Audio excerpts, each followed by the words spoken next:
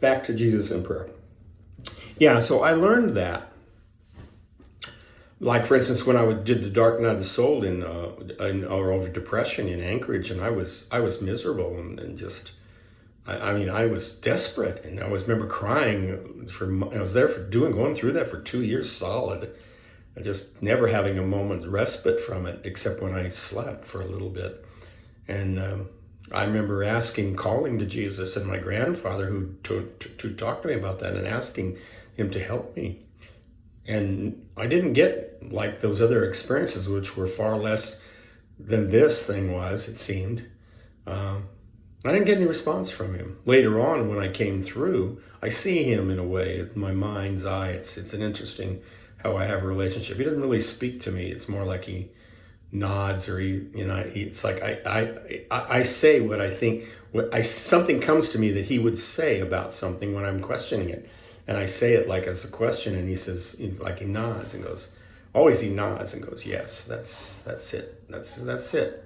And I'd asked him on this thing with the Alaska when I was on that, going through those 2 years of that, suffering from that. And I said, at one point when I came through it, I said, I saw him and I went, and this all happened in an instant. It's not like a long conversation.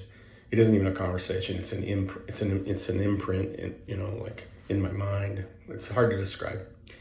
And I said, I saw him and I said, when I was in Alaska, you were there, weren't you? You were with me, weren't you?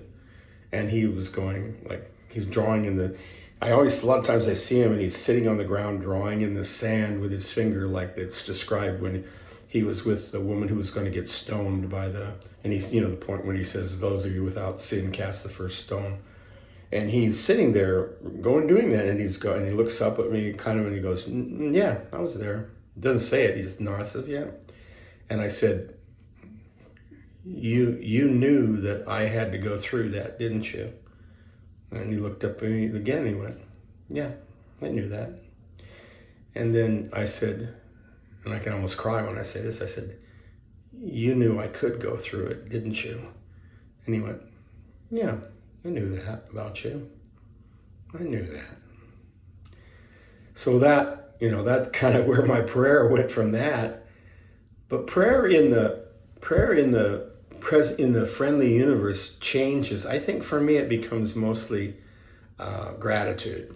Prayer becomes gratitude for the fact that the universe is what it is, and that that the other shoe never drops, and that I don't have to live in the hostile world anymore. I can actually be in this world but not of it.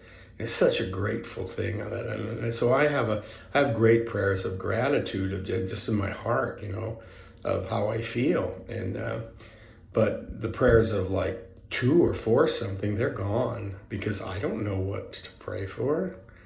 There's so many times I've prayed for things and or saw in my life when something looked like something, circumstance looked like this, and I couldn't deal with that circumstance in the way I used to deal with it.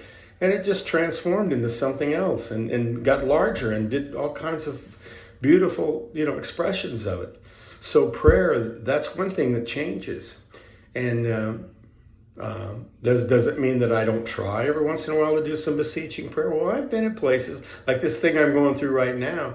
I have prayed, I've gone, but usually my prayer is more like, it's not like change this, because I don't pray to change things, because I have faith in what's going on, even if it's really painful. What I pray for is usually the strength, and it's even when I do that, I have to stop, because it's almost like Jesus is, my brother is saying, you really think you don't have the strength for this? Kind of like we were in Alaska when you went through that. You seem to have strength for that. And I'm going, you're right.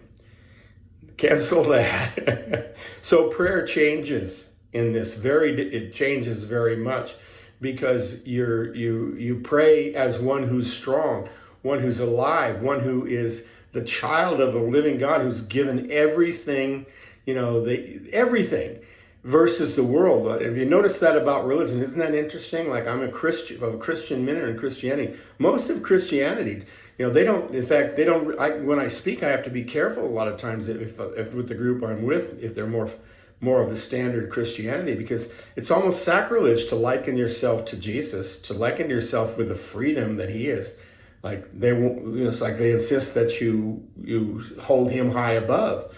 Well, my relationship with Jesus isn't that way. He's not that way. In fact, I'd said one time to him, because I kept saying, I'd seeing it, I'm going, like, there. I said to him in my mind, I went, how come everybody's worshiping you all the time? All the Christians are worshiping you. Everybody's got a worship service, and the songs are about worshiping you. And, let's worship the Savior, worship the Savior. I never heard you say Savior. I never heard you ask worship, ever. Even in the Bible, I don't see it. It's not there. And, but that I wasn't arguing for it. That's just the background now. But I asked him that, and he said, it's what he said to me in his own way. He said, when my brothers can't follow me, they worship me. In other words, when they're not able to follow him, which has happened, it happens. It's hard to follow Jesus. Then instead, they do the next best thing, which is they worship him. Here we go.